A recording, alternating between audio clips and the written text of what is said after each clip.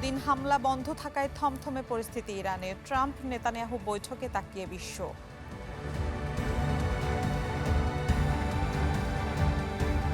পাকিস্তান নিয়ন্ত্রিত কাশ্মীরে চলছে আইনসভা নির্বাচনের ভোট গ্রহণ। নিরাপত্তা নিশ্চিতে মোতায়েন 14,000 পুলিশ।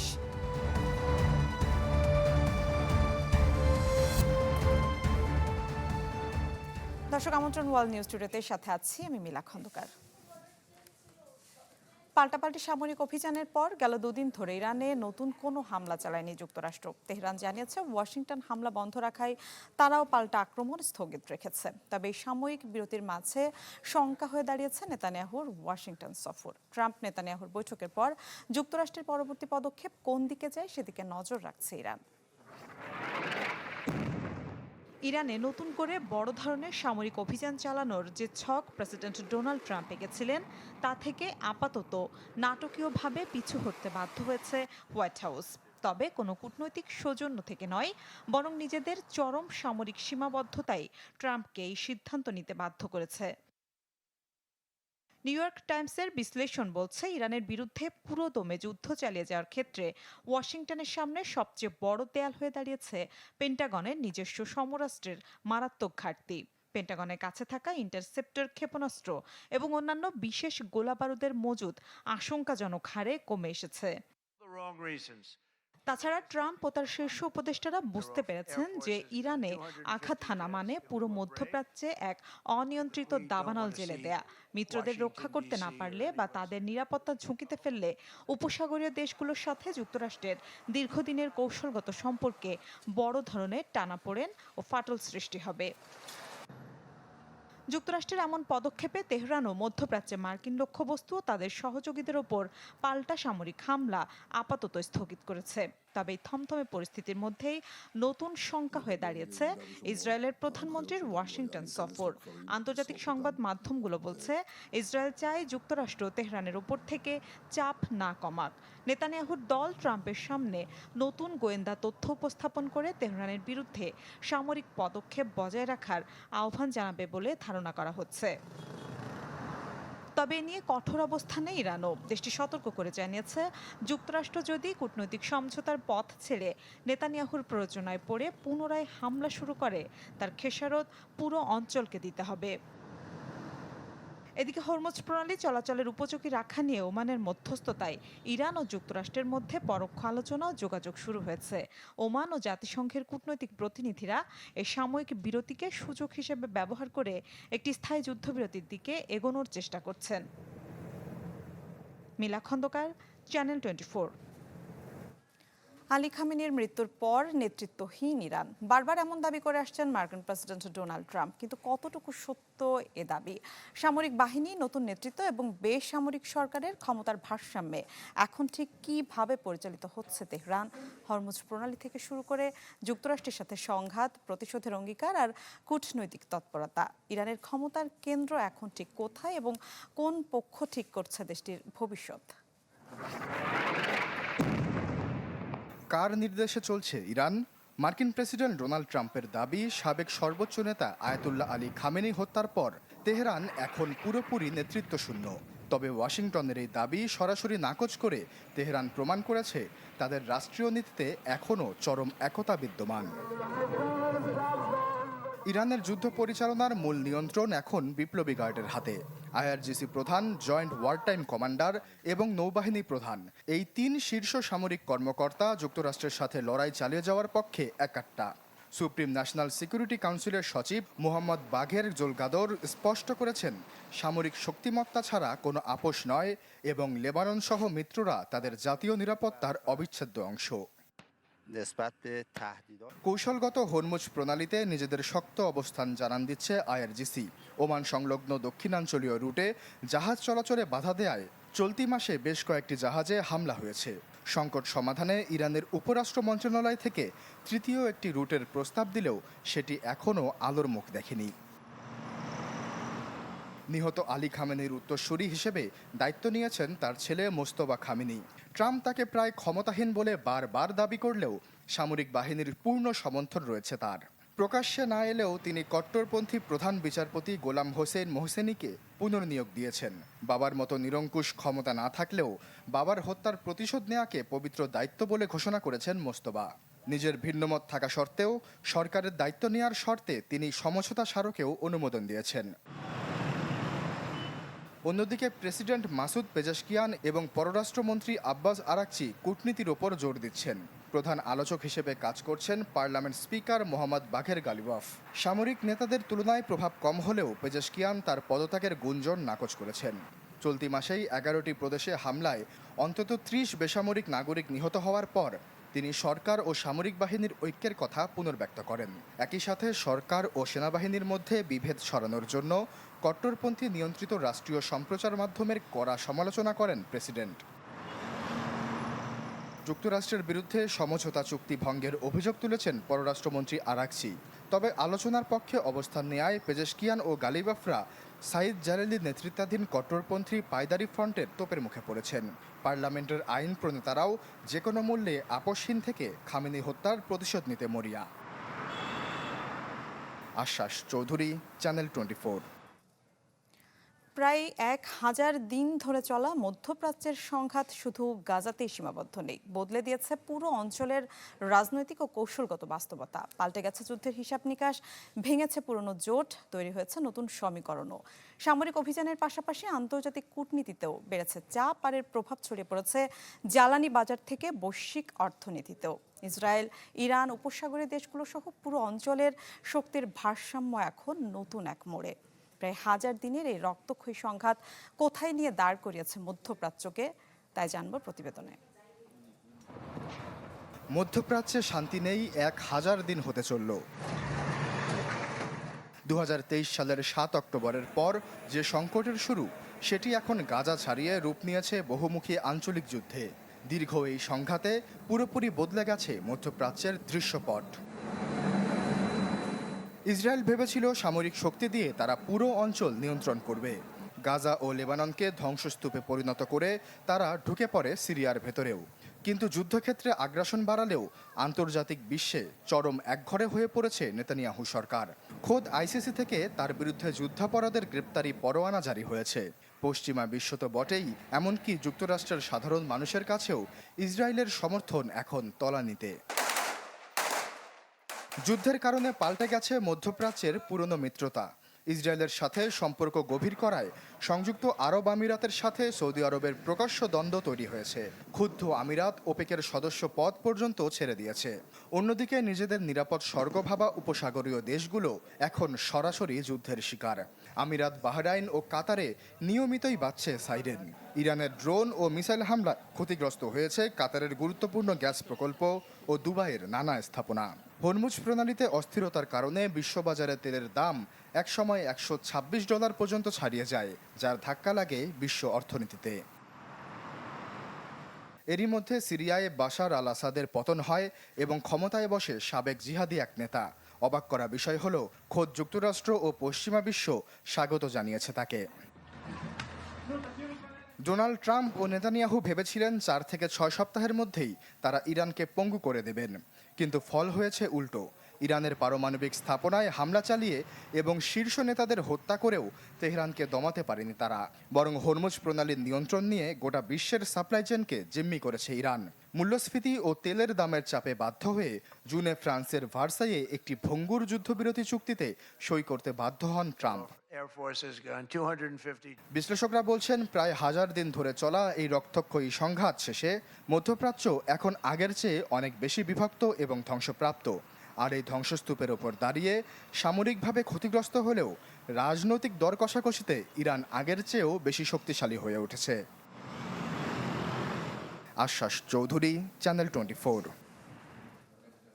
যুক্তরাষ্ট্রের ওয়াশিংটনে সিয়াটল শহরে বন্দুক হামলায় 2 জন নিহত হয়েছে। এই ঘটনায় আহত হয়েছেন অন্তত 5 জন। তাদের মধ্যে 2 বছরের এক শিশুও রয়েছে।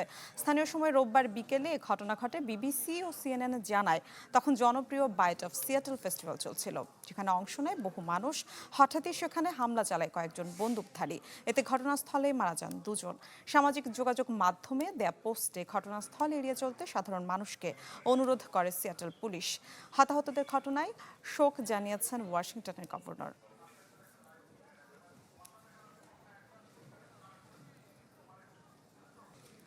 পাকিস্তান নিয়ন্ত্রিত কাশ্মীরে চলছে আইনসভা নির্বাচনের ভোট গ্রহণ। তবে ভোটের উৎসবের বদলে সেখানে বিরাজ করছে থমথমে পরিস্থিতি ও চরম আতঙ্ক। কেন্দ্রগুলোতে মোতায়েন করা হয়েছে ভারী অস্ত্রধারী হাজার হাজার পুলিশ। 12টি বিশেষ রিফিউজি আসন নিয়ে নির্বাচনে সৃষ্টি হয়েছে বিতর্ক। স্থানীয় দলগুলোর অভিযোগ, এই আসনগুলো ব্যবহার করে মূলত নিজেদের ইচ্ছামতো সরকার সাজাতে চায় ইসলামাবাদ। এই ক্ষোভ থেকেই গেল কয়েক মাস ধরে চলছে তুমুল গণ আন্দোলন, ছড়েছে বহু প্রাণও। বয়কটের ডাক দিয়েছে ইমরান খানের দলসহ স্থানীয় বেশ কয়েকটি সংগঠন। ব্যাপক বিক্ষোভ আর নজিরবিহীন সহিংসতার মধ্যেই আজ থেকে পাকিস্তান নিয়ন্ত্রিত কাশ্মীরে শুরু হয়েছে আইনসভার নির্বাচন।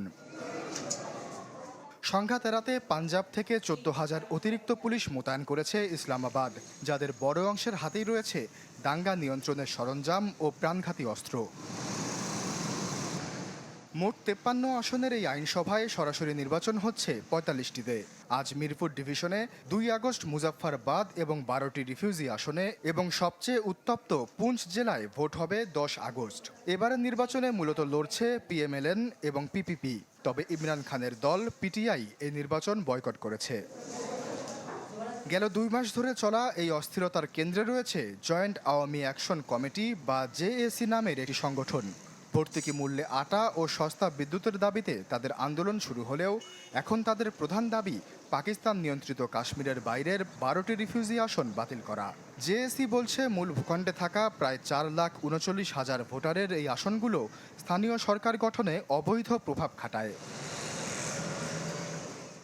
আন্দোলন দমাতে গেল জুনে জেএসিকে নিষিদ্ধ করে স্থানীয় প্রশাসন। 2 মাসের টানা সংঘর্ষে এ পর্যন্ত প্রায় 40 জনের প্রাণহানি হয়েছে। পুঞ্চ ডিভিশন দীর্ঘ সময় অবরুদ্ধ থাকায় সেখানে দেখা দিয়েছে চরম সংকট। বন্ধ ছিল ব্যাংক, ইন্টারনেট ও মোবাইল পরিষেবা। শীর্ষ নেতারা গ্রেপ্তার হওয়ায় বা আত্মগোপনে থাকায় জেএসিও এই নির্বাচন বয়কট করেছে। সরকার ও স্থানীয় সুপ্রিম কোর্টের দাবি 1947 সালের ঘোষণাপত্র ও 1974 সালের অন্তর্বর্তীকালীন সংবিধান অনুযায়ী এই 12টি আসনের ঐতিহাসিক ভিত্তি আছে। সংবিধান সংশোধন ছাড়া রাস্তার আন্দোলনে এগুলো বাতিল করা সম্ভব নয়। অন্যদিকে আন্দোলনকারীদের দাবি, স্থানীয় সরকারের কোনো ক্ষমতাই নেই, মূল কলকাঠি নাড়ছে রাওয়ালপিন্ডির সামরিক স্টাবলিশমেন্ট। সমাধানের আশায় তারা সরাসরি সেনাপ্রধান আসিম মুনিরকেও চিঠি দিয়েছেন। বিশ্লেষকরা বলছেন এই রিফিউজি আসনগুলো ব্যবহার করেই ইসলামাবাদ কাশ্মীরের রাজনীতি নিয়ন্ত্রণ করে। তাছাড়া নির্বাচনে প্রার্থী হতে হলে পাকিস্তানের প্রতি আনুগত্যের শপথ নেওয়া বাধ্যতামূলক, যা স্থানীয়দের আত্মনিয়ন্ত্রণের অধিকারকে ক্ষুণ্ণ করে। এদিকে ভারত বরাবরই এই অঞ্চলটিকে নিজেদের অবিচ্ছেদ্য অংশ বলে দাবি করে আসছে। নয়াদিল্লি সম্প্রতি এই বিক্ষোভকে ইসলামাবাদের কয়েক দশকের পদ্ধতিগত শোষণ ও পুলিশি নির্মমতার প্রত্যক্ষ ফল বলে তীব্র সমালোচনা করেছে। আশ্বাস চৌধুরী, চ্যানেল 24। ভারতের বিহারের শিক্ষার্থীদের আন্দোলন দমনে পুলিশের AK-47 রাইফেল উঁচিয়ে গুলি চালানোর দৃশ্য ছড়িয়ে পড়েছে সামাজিক যোগাযোগ মাধ্যমে। এতে একরকম তোলপাড় শুরু হয়েছে রাজ্য জুড়ে। সিওয়ান জেলার এই ঘটনায় বরখাস্ত করা হয়েছে অভিযুক্ত পুলিশ সদস্যকে। জানা যায়, AK-47 ব্যবহার করে চালানো গুলিতে আহত হয়ে হাসপাতালে ভর্তি এক কিশোর সহ অন্তত 3 জন। এ নিয়ে মোদী সরকারের কঠোর সমালোচনা করেছেন রাহুল গান্ধী ও তেজস্বী যাদব সহ শীর্ষ বিরোধী নেতারা। ভারতের বিহারে সিওয়ান জেলায় আন্দোলনরত শিক্ষার্থীদের ওপর পুলিশের AK-47 রাইফেল দিয়ে গুলি চালানোর ভিডিও সামাজিক যোগাযোগ মাধ্যমে ছড়িয়ে পড়ার পর অভিযুক্ত পুলিশ কনস্টেবলকে বরখাস্ত করা হয়েছে। গেল 25 জুলাই শিক্ষার্থীদের ডাকা বিহার বন্ধ প্রতিবাদ চলাকালে সংঘটিত ওই ঘটনার তীব্র প্রতিক্রিয়া সৃষ্টি হয়েছে পুরো রাজ্য জুড়ে। এই ঘটনায় গুলিবিদ্ধ 3 জন বর্তমানে পাটনার জয়প্রভা মেদন্ত হাসপাতালে চিকিৎসাধীন রয়েছেন। চিকিৎসকরা বলছেন বর্তমানে তাদের অবস্থা আশঙ্কামুক্ত। আহতদের একজন 15 বছর বয়সী কিশোর মোহাম্মদ আরিফ, যিনি স্থানীয় একটি দোকানের কর্মচারী। পরিবার জানায় বন্ধের সময় দোকান বন্ধ করে বাড়ি ফেরার পথে আকস্মিক গোলাগুলির মুখে পড়ে সে এবং তার ঘাড়ে গুলি লাগে। পরে সফল অস্ত্রোপচারের মাধ্যমে তার ঘাড় থেকে গুলি বের করা হয়। ঘটনার ভিডিও সামাজিক যোগাযোগ মাধ্যমে পোস্ট করে তোলপাড় সৃষ্টি করেছেন বিহারের বিরোধী দলীয় নেতা তেজস্বী যাদব। তিনি দোষী পুলিশ কর্মকর্তাদের বিরুদ্ধে কঠোর প্রশাসনিক ও আইনি ব্যবস্থার দাবি জানিয়েছেন। লোকসভার বিরোধী দলীয় নেতা রাহুল গান্ধীও এ নিয়ে সরকারের তীব্র সমালোচনা করেছেন। তিনি বলেছেন, আন্দোলন দমনে কর্তৃপক্ষের দৃষ্টিভঙ্গি সব জায়গায় একই। দিল্লিতে আন্দোলনরত শিক্ষার্থীদের ওপর প্যালেট গান আর বিহারে AK-47 মতো মারাত্মক আগ্নেয়াস্ত্র ব্যবহার করা হচ্ছে। বিহার পুলিশ সদর দপ্তর বলছে, ভাইরাল ভিডিওটি নজরে আসার পরপরই অভিযুক্ত কনস্টেবলকে সাময়িক বরখাস্ত করা হয়েছে। আইন শৃঙ্খলা রক্ষা করাই বাহিনীর প্রাথমিক দায়িত্ব হলেও প্রচলিত নিয়ম মেনে আগ্নেয়াস্ত্র ব্যবহার করা হয়েছে কিনা সেটি খতিয়ে দেখতে একটি বিভাগীয় তদন্ত শুরু হয়েছে। তদন্তের উপর ভিত্তি করে অভিযুক্তের বিরুদ্ধে পরবর্তী ব্যবস্থা নির্ধারণ করা হবে। শিক্ষার্থীরা তাদের দাবির পক্ষে রাজ্যব্যাপী বন্ধ ঘোষণা করলে বিহারের একাধিক জেলায় সংঘর্ষ ছড়িয়ে পড়ে। পরিস্থিতি সবচেয়ে উত্তপ্ত হয় পাটনার গান্ধী ময়দান অভিমুখে এক বিশাল মিছিলকে কেন্দ্র করে। সেখানে শিক্ষার্থীরা স্লোগান দিতে থাকলে পুলিশের সাথে হাতাহাতি ও বাকবিতণ্ডা শুরু হয়, যা পরবর্তীতে রূপ নেয় সহিংসতায়। আশ্বাস চৌধুরী, চ্যানেল 24। ইউরোপের বিভিন্ন দেশে দাবানল পরিস্থিতির আরও অবনতি হয়েছে। ফ্রান্সের বোর্দোর কাছাকাছি পৌঁছে গেছে আগুন, আর স্পেনের নতুন নতুন এলাকায় জারি রয়েছে নাগরিকদের সরিয়ে নেওয়ার নির্দেশ। ইতালি, গ্রিস সহ কয়েকটি দেশেও আগুন নিয়ন্ত্রণে কাজ করছে, তবে তীব্র গরম ও দমকা হাওয়ায় আগুন নেভানো কঠিন হয়ে পড়েছে। ধোঁয়ায় ঢেকে গেছে আকাশ, জ্বলছে বন, পাহাড়, কৃষিজমি। আকাশ থেকে একের পর এক পানি ফেলছে বিমান। আগুন ঠেকাতে লড়ছেন শত শত দমকল কর্মী, কিন্তু প্রবল বাতাসে মুহূর্তেই নতুন এলাকায় ছড়িয়ে পড়ছে আগুন। ফ্রান্সের দক্ষিণ পশ্চিমাঞ্চলের ঐতিহাসিক শহর বোর্দের মাত্র 15 কিলোমিটার দূরে পৌঁছে গেছে দাবানল। পরিস্থিতি পর্যালোচনায় সোমবার জরুরি মন্ত্রিসভার বৈঠক ডেকেছেন প্রেসিডেন্ট ইমানুয়েল ম্যাক্রো। অগ্নি নির্বাপন বাহিনী বলছে, আগুনের গতিপথ প্রতি মুহূর্তে বদলে যাচ্ছে। এখন পর্যন্ত শুধু ফ্রান্সেই পুড়ে গেছে প্রায় 98,000 হেক্টর এলাকা। বোর্দো ও আশেপাশের অঞ্চল থেকে সরিয়ে নেওয়া হয়েছে 2,20,000-এর বেশি মানুষ। এদিকে নতুন তাপপ্রবাহে তাপমাত্রা 40 ডিগ্রি সেলসিয়াসে পৌঁছাতে পারে বলে সতর্ক করেছে ফ্রান্সের আবহাওয়া বিভাগ। একই চিত্র স্পেনেও। মাদ্রিদের পশ্চিমে আভিলা ও পূর্বাঞ্চলের কাস্তেলোনে দাবানল নিয়ন্ত্রণে কাজ করছে দেশটির সেনাবাহিনী, দমকল কর্মী এবং স্বেচ্ছাসেবীরা। গ্রিস, ইতালি, পর্তুগাল ও তুরস্ক ইউরোপীয় ইউনিয়নের সহায়তা কর্মসূচির আওতায় পাঠিয়েছে অগ্নি নির্বাপন বিমান ও জনবল। স্পেনে এবছর এরই মধ্যে 1.5 লাখ হেক্টরে বেশি এলাকা পুড়ে গেছে। শুধু কাস্তেলোনে 4,300 হেক্টরে বেশি বনভূমি ধ্বংস হয়েছে। বিভিন্ন অঞ্চল থেকে নিরাপদ আশ্রয় নেওয়া হয়েছে প্রায় 90,000 মানুষকে। ইতালির গার্গানো উপদ্বীপেও দাবানলে ক্ষতিগ্রস্ত হয়েছে পর্যটন এলাকা। শত শত পর্যটককে নৌকা ও বাসে করে নিরাপদ স্থানে সরিয়ে নেওয়া হয়েছে।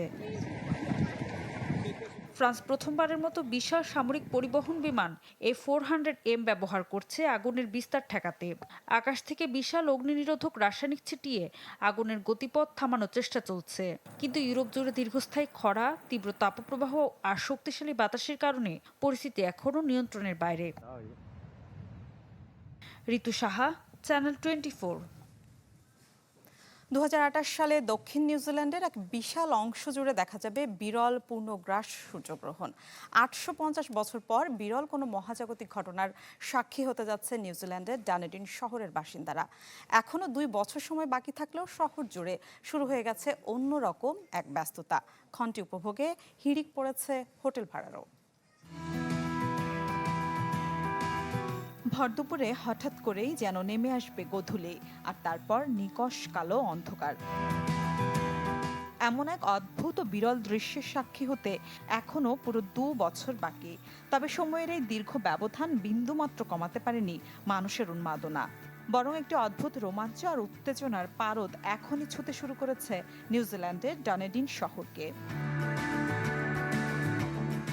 2028 সালের 22 জুলাই বিকেল ঠিক 4:17 দক্ষিণ নিউজিল্যান্ডের এক বিশাল অংশ জুড়ে দেখা যাবে পূর্ণগ্রাস সূর্যগ্রহণ। দিনের বেলায় টানা 2 মিনিট 31 সেকেন্ডের জন্য পুরো এলাকা ডুবে যাবে অন্ধকারে।